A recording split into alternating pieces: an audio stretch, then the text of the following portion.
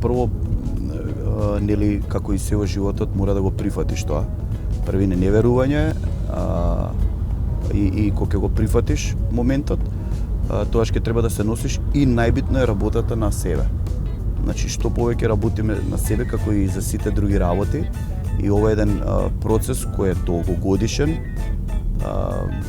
Мако трпен може да го кажам, да не звучи тоа страшно, но секогаш анксиозноста секогаш ја имаме, бидејќи анксиозност значи живот и генерално е одлика на многу интелигентни и луѓе кои се работливи, кои се воркохолици. Не викам ја дека сум ја интелигентен, воркохолик сум, да не се фалам сам, нели.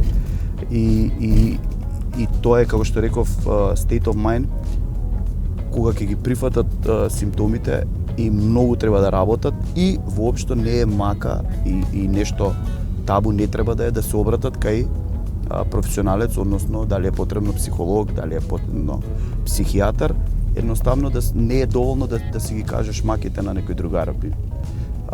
Затоа постојат професионалци, така побрзо може да се решат работите и да се извадат со заедничка помош и нормално наша своја или негова работа на особата да излезе на прав пат, односно да излезе од таа, ајде да кажам, мрачна соба негова.